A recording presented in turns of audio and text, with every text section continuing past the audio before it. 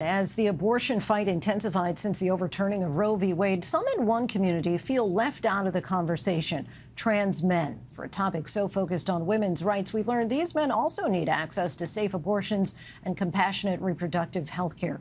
ABC's Steve Osunsami sits down with two trans men to discuss the complexities and the pain of their experiences.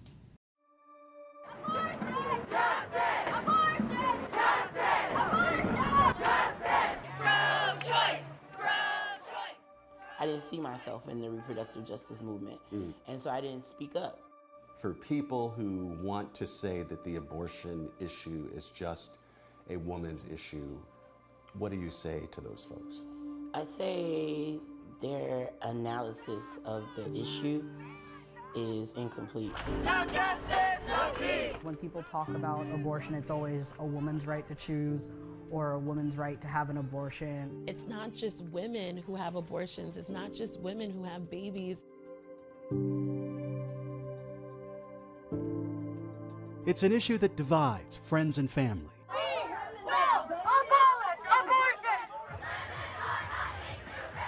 And for many in America, the whole debate is framed around women's rights. This landmark case protected women's right to choose. But in June, when the U.S. Supreme Court ruling gave states legal cover to outlaw abortions, it wasn't just women who felt that the new law had changed their lives. So I identify as transmasculine, non-binary. Trans men who are open about having these conversations are open because we have nothing else to lose. Brian Ellicott says he knows it can be hard for many to wrap their heads around, but says he wants people to understand that even if you're trans, you can still get pregnant, and says he's living proof. I was the victim of a sexual assault, and it was not a pregnancy I wanted. It was not a child that I wanted. He says he went to an abortion clinic for help in progressive New York City, of all places, and says while he wasn't refused, he felt there were too many raised eyebrows and uncomfortable extra questions because he was trans and pregnant. He says he found a way on his own and would only share that he was able to induce the abortion himself. Even the staff kind of sort of cast me aside, and that's why ultimately I left and did something else. So he never has to go through this again and never again get pregnant. He made a decision he may never have made otherwise. I like to call it a societal pressured hysterectomy.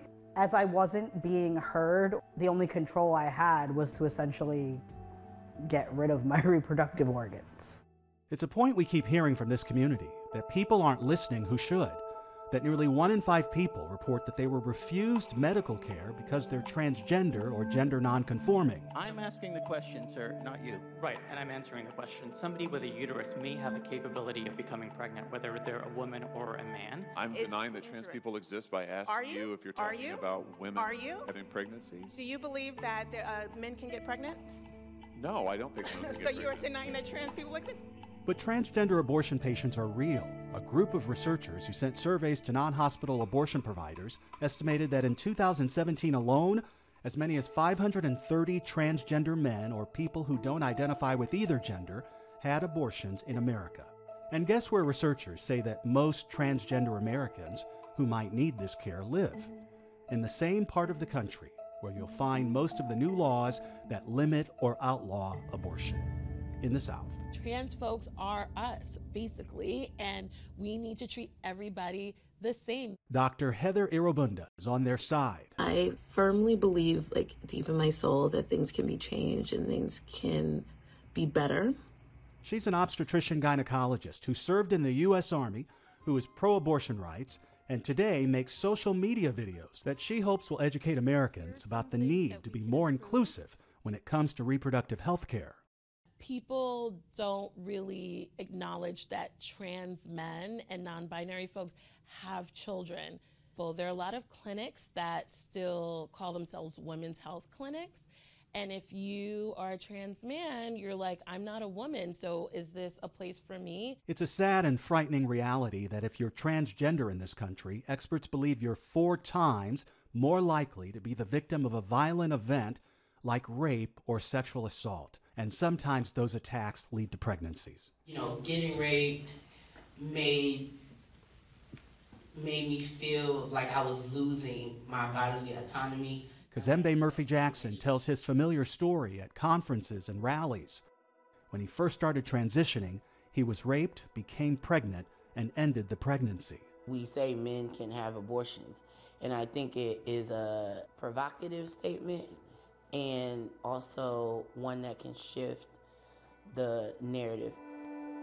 In the community, they call him Uncle Kaz, and he is physically able to get pregnant today. Even when you're on hormone replacement therapy, you can still get pregnant. And a lot of folks don't know that trans men who are medically transitioning can get pregnant. When you say the word transition, Americans think complete transition, goes from white to black. But it's not that simple. No. The risk of sexual assault among the trans community is, of course, ridiculously high. Yeah, definitely. He says it's important to remember that anyone who transitions is already frustrated with their body and identity.